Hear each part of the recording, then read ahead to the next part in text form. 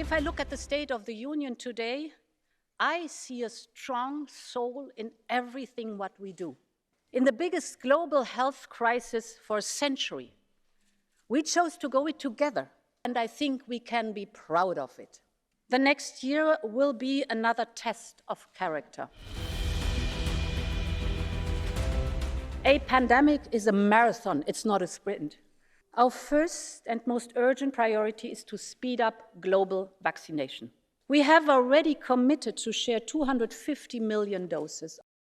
The Commission will add a new donation of another 200 million doses until the middle of next year. The second priority is to continue our efforts here in Europe. So let's do everything possible that this does not turn into a pandemic of the unvaccinated. The final priority is to strengthen our pandemic preparedness. Today, we are delivering. With our proposal, we get the HERA authority up and running. I am proposing a new health preparedness and resilience mission for the whole of the European Union. But allow me to focus on semiconductors. We depend right now on state-of-the-art chips manufactured by Asia. So this is not just a matter of our competitiveness. This is also a matter of tech sovereignty. We will present a new European Chips Act.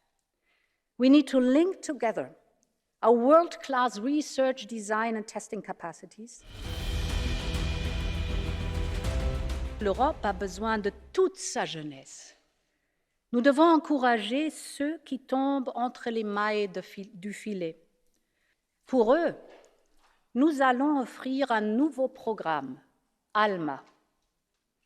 ALMA offrira à ces jeunes la possibilité d'une expérience professionnelle temporaire dans un autre État membre.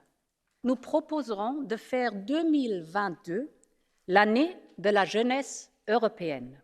Une année consacrée à valoriser les jeunes qui ont tant consacré aux autres.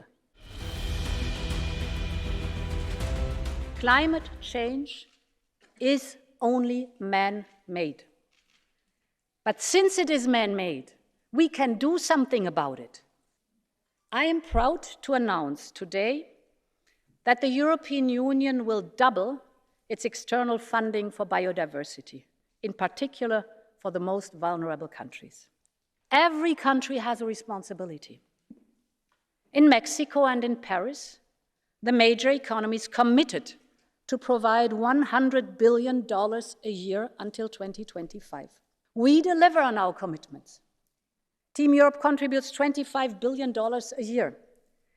My message today is that Europe is ready to do more.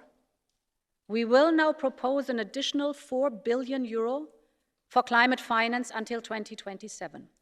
But we expect the United States and our partners to step up too.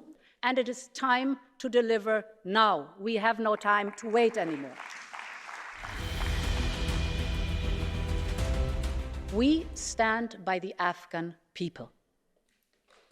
We must do everything to avert the real risk that is out there of a major famine and a humanitarian disaster. We will increase again humanitarian aid for Afghanistan by €100 million. This will be part of a new, wider Afghan support package that we will present in the next weeks to combine all our efforts. There's simply no security and defense issue where less cooperation is the answer. And this is why we are working with Secretary General Jens Stoltenberg on a new EU-NATO joint declaration to be presented before the end of the year. Europe can and clearly should be able and willing to do more on its own. What we need now is the European Defence Union. First, we need to build a foundation for collective decision-making, and this is what I call situational awareness. It is vital that we improve intelligence cooperation. This is why the European Union could consider its own joint Situational Awareness Center. Secondly, we need to improve interoperability. And the third point is, we cannot talk about defense without talking about cyber. We need a European cyber defense policy, including legislation on common standards under a new European Cyber Resilience Act. Under the French presidency, President Macron and I will convene a summit on European defense.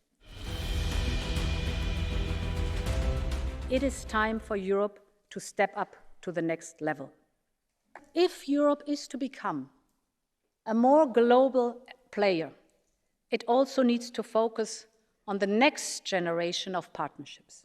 In this spirit, today's new EU Indo-Pacific strategy is a milestone. It reflects the growing importance of the region to our prosperity and our security. We will soon present our new connectivity strategy called Global Gateway. We want investment in quality infrastructure, connecting people, goods and services around the world. We want to create links and not dependencies. There are around 25 million people out there who are threatened or coerced into forced labor.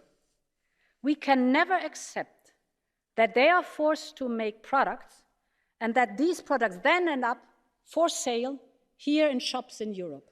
So we will propose a ban on products on our market that have been made by forced labor, because human rights are not for sale at any price.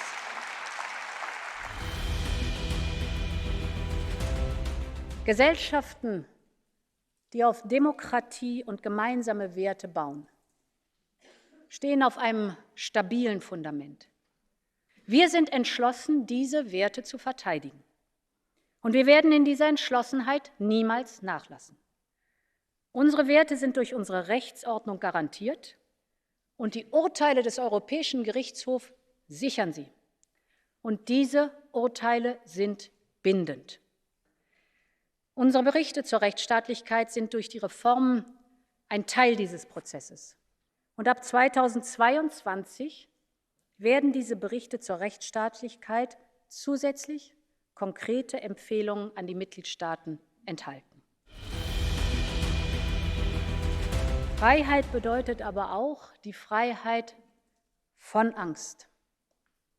Während der Pandemie wurden zu viele Frauen dieser Freiheit beraubt. Und diese Frauen müssen wieder frei und selbstbestimmt leben können. Wir werden bis Ende des Jahres ein Gesetz zur Bekämpfung von Gewalt gegen Frauen auf den Weg bringen. Wir müssen diejenigen schützen, die Transparenz schaffen, die Journalistinnen und Journalisten. Und deshalb haben wir heute eine Empfehlung zum besseren Schutz von Journalistinnen und Journalisten vorgelegt. Und wir müssen denjenigen Einhalt gebieten, die die Medienfreiheit bedrohen. Ihre Unabhängigkeit ist essentiell. Und deshalb braucht Europa ein Gesetz, das diese Unabhängigkeit sichert. Und genau ein solches Medienfreiheitsgesetz werden wir im nächsten Jahr vorlegen. Imperfect as we might be, our union is both beautifully unique and uniquely beautiful. It is a union with a soul.